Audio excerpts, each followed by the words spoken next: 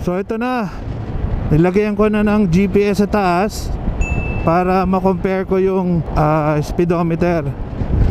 Tingnan nyo oh,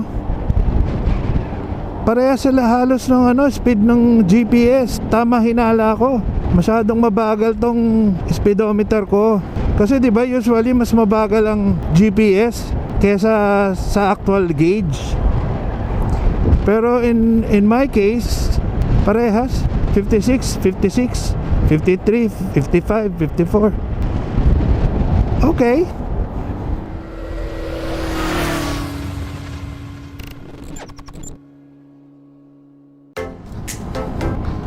Yo, what's up mga kamoto? Welcome back sa aking YouTube channel. Woo! Ganda ng panahon. Maaraw. Masarap mag-ride. Right now, papunta tayo sa bahay namin sa Matabungkay. Dadalawin ko naman ang aking tatay. And as you can see, we're using the FKM Venture 150 Ultimate. Pahinga muna tayo sa big bike kay CLX. Yon. Right now, nandito tayo sa Kalayaan, papuntang C5. And today, itetest naman natin kung ano naman ang performance ni Venture. Ganda ng panahon. Siguro ang ganda ng dagat ngayon doon. So right now, full tank din tayo. So we'll see kung ano ang magiging konsumo natin. Walwal mode tayo ngayon. Bilisan natin, talagang throttle kung throttle. Grabe, tagal ko nang hindi nagamit tong helmet. Ang may kulob. And tingnan nyo naman yung, ewan ko kung nakikita nyo yung setup natin sa 360. I hope maayos siya. Mukhang okay naman. So clean up ko siya doon eh. Tapos may clamp din siya dito. So ang plano natin today, magva-via C5 tayo, Bikutan, and then pasok tayo sa may Alabang, Daang Hari, Emilio Aguinaldo, Tagaytay, and then yun, tuloy-tuloy na yun. Eto na, rakraka na. Madalas traffic dito eh. Na-late kasi tayo ng galaw. Sinetap ko pa kasi to eh. Dapat kagabi ko ginawa to eh. Kagandahan lang eh, naka-scooter tayo. Relax na relax pa rin. So sa mga nagtatanong no, kung kamusta performance ni Venture, so far wala talaga ako masabing pangit no. Yung mga small lang na hindi ko nagustuhan eh, petty lang. I mean, hindi siya serious na deal breaker.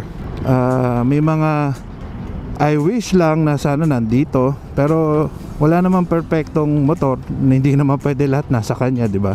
Pero what I need now, yung mga importante eh nandito. Like may built-in camera siya, both front and back. Yung gauge niya maraming features.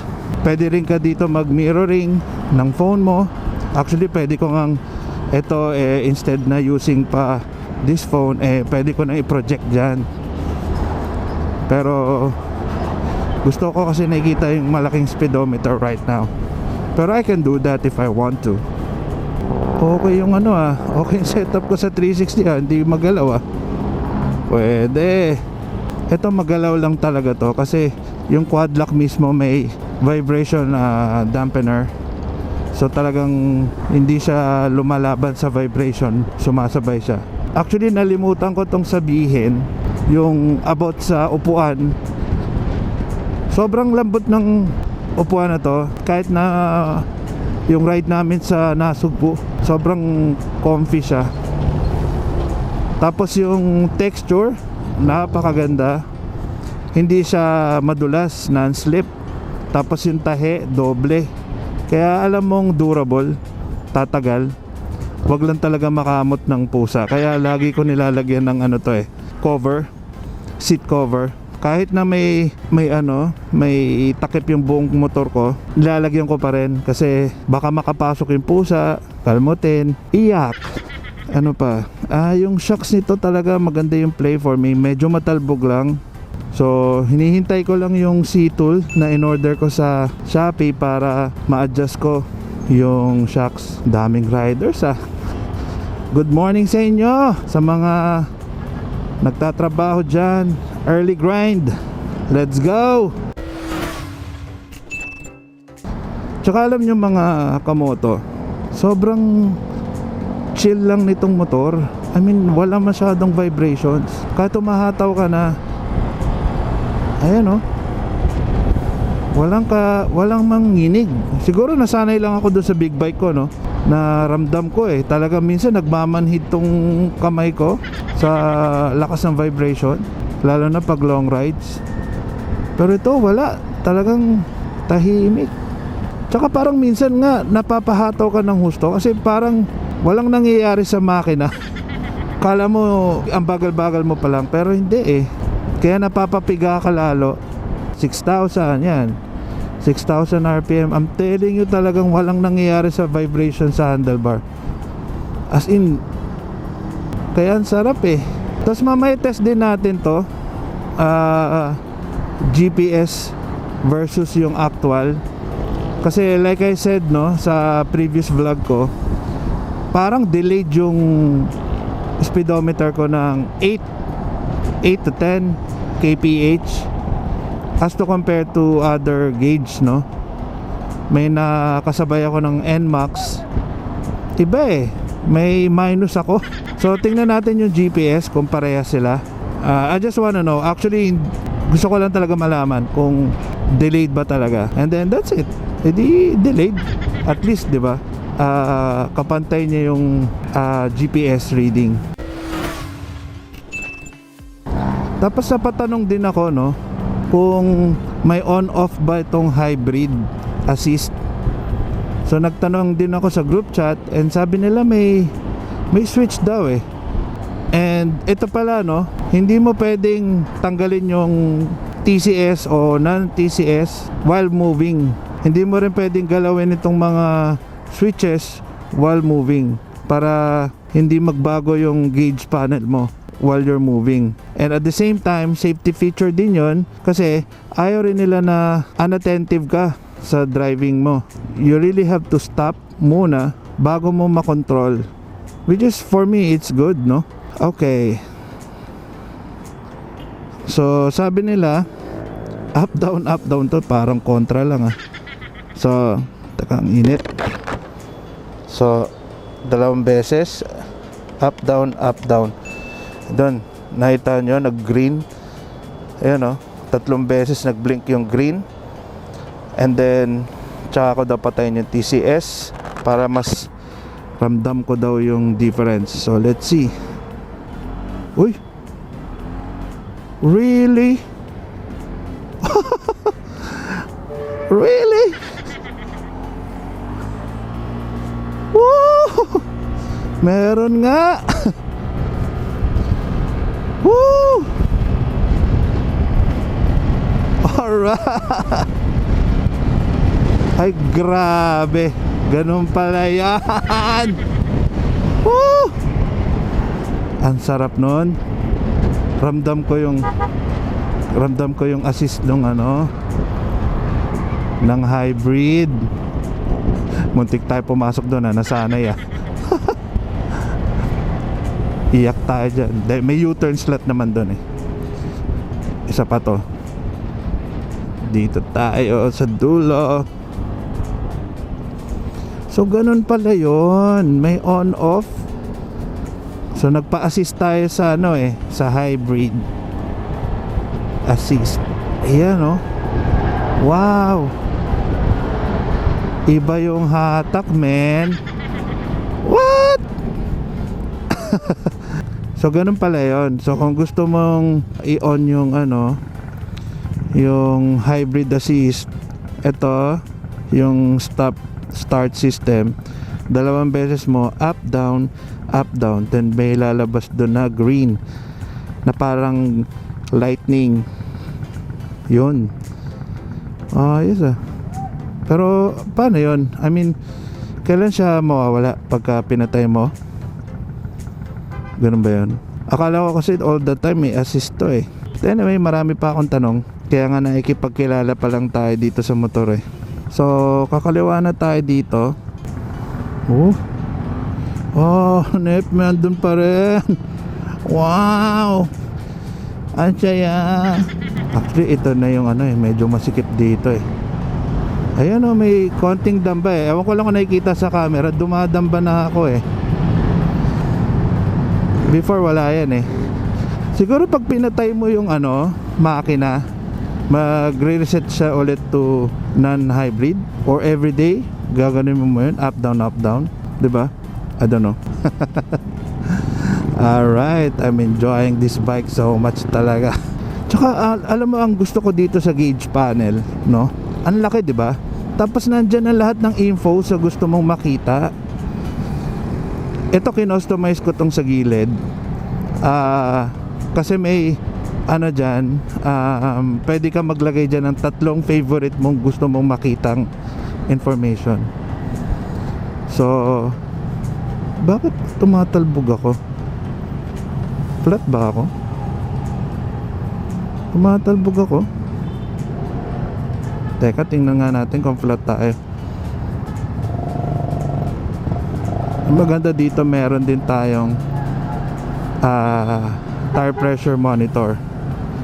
So, mamamonitor na from here kung malambot o matigas yung gulong mo.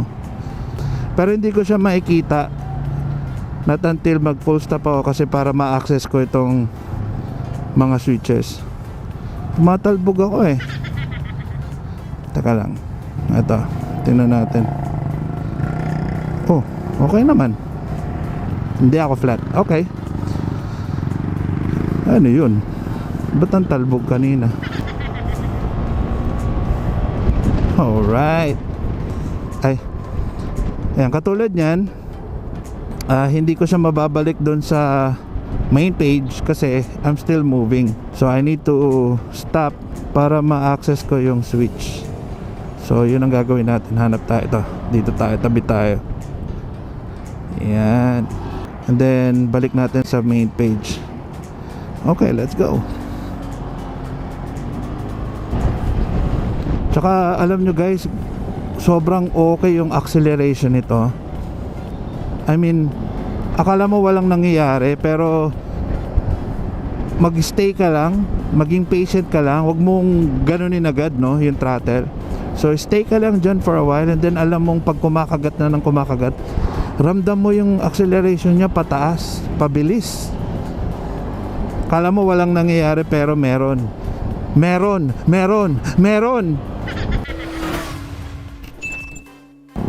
Yon. Malapit na tayong kumaliwa. Daang Hari. Nakakasilaw yung glare ng phone ko.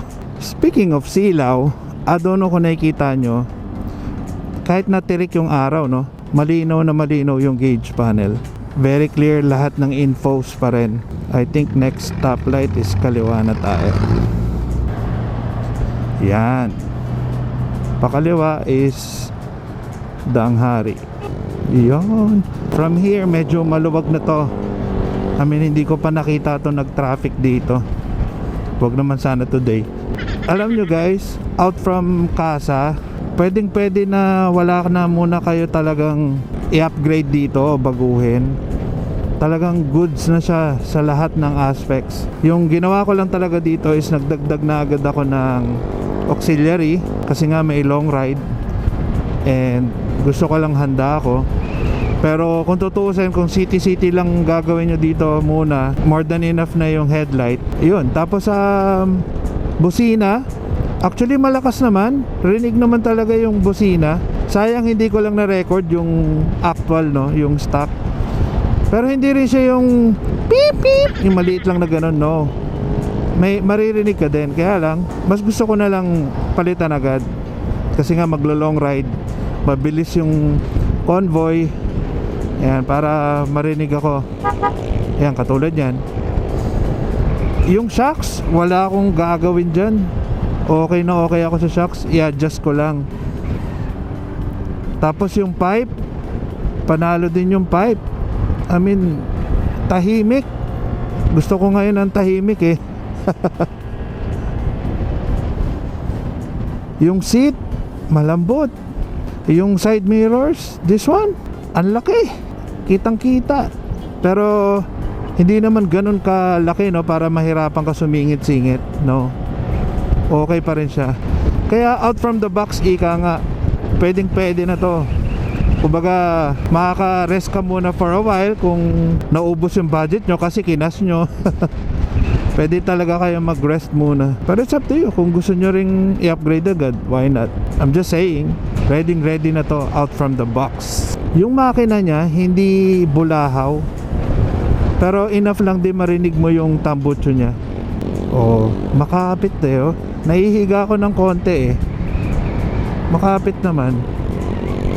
Tapos yung ano, yung level ng handlebar, saktong-sakto for my taste. Relax na relax yung kamay ko. Tapos naka sitting position ako. Basta ayos na ayos talaga to. Parang swak na swak sa Asians. Ganun. Feeling ko makakabalik pa tayo sa bahay ng may gas. Kasi sabi dito 278 kilometers pa ang pwedeng takbuhin nito. Yung pupuntahan natin balikan na is 240 lang. We'll see. Pero gusto ko magpa full tank mamaya, and I wanna know kung ano naging consumption ko sa ride na to. And to be honest, hindi ako after talaga sa sobra kailangan up to the last kilometer per liter makatipid ako, no. Yeah, maganda na nakakatipid, pero hindi siya yung ultimate factor ko kung bakit ko binili tong motor na to. Kumbaga bonus na lang yun kung sobrang tipid nito, di ba? Ang gusto ko talaga yung napapangiti ka sa ganda ng motor eh. Sulit na sulit yung bayad mo sa features, sa safety, yun, sa comfort. Sarap talaga magmotor, oh. Kita mo naman yung hangin. Yung brake nito sobrang more than enough para ihinto ka talaga. Tapos hindi ko sure, no, pero parang minsan napahinto ko ng mabilis, tapos yung biglaan, tapos biglang lumabas yung signal light. Parang may warning na nagkaroon ako ng sudden brake. And yes, confirm po, equip po ito ng emergency brake warning. Okay, tingnan natin yung acceleration nito mamaya. Well, ngayon.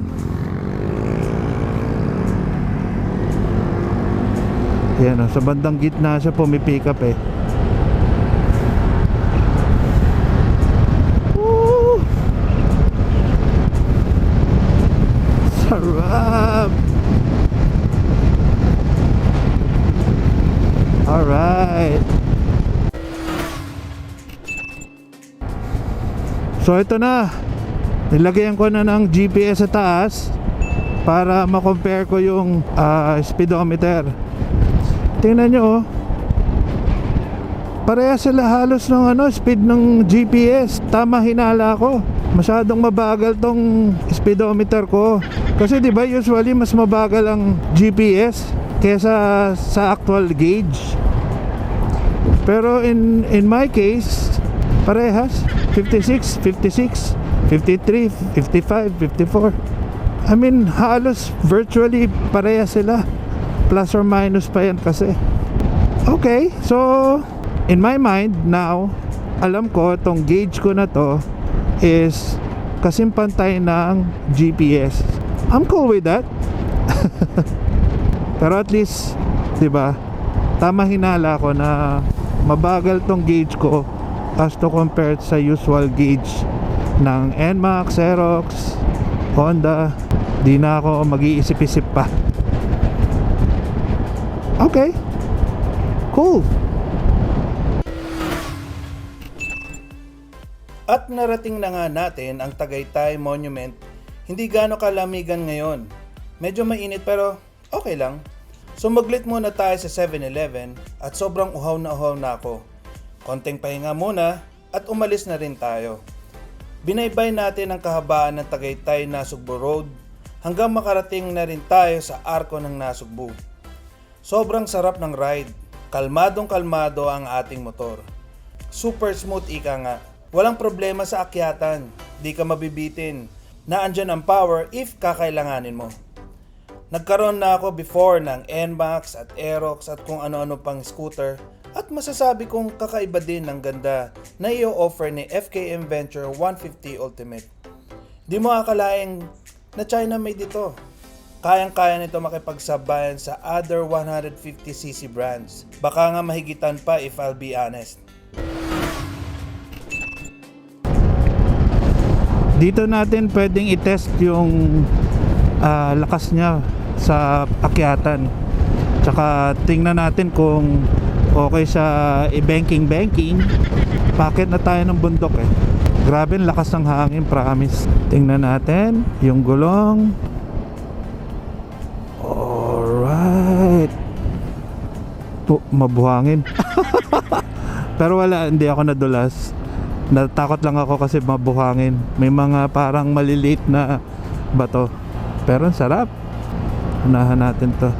Try natin unahan. Alright.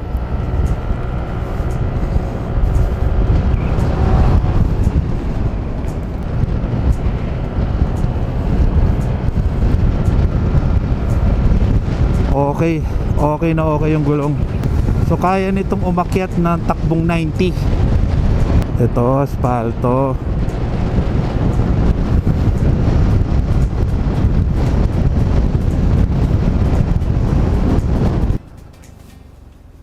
Uy, rough road. Wow. Diyan nga pala gawa ito. Malapit na tayo sa amin. Ganda ng lugar talaga na to. Napakalilim. Nagsasalubong yung dalawang puno eh. Anyway, malapit na tayo sa amin. Diyan natin gawin yung gauge na sinasabi ko. So kunin natin yung first 50, 70 and 90. That equivalents to 60, 80 and 100. Yan. Full stop tayo. Okay. Ready in 3, 2, 1.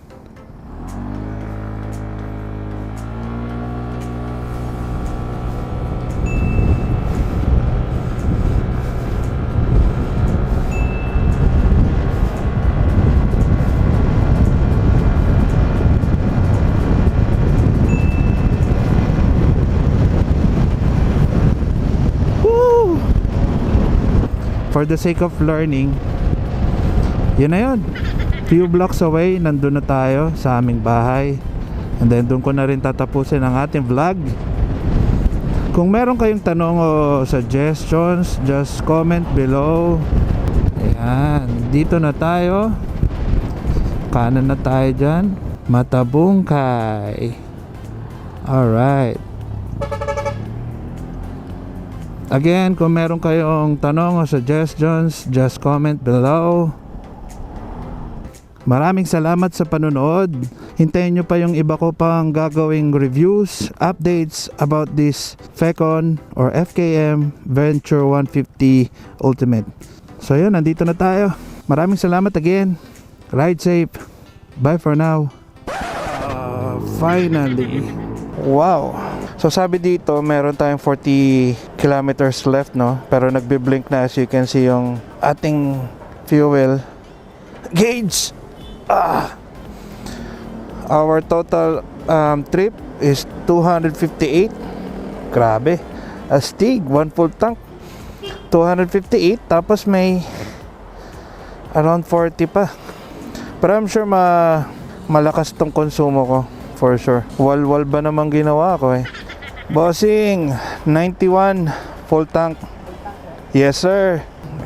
258. Siguro tansya ko dito mga nasa 26 lang to. So bali 258 divided by 8.3. 8.3. Oy.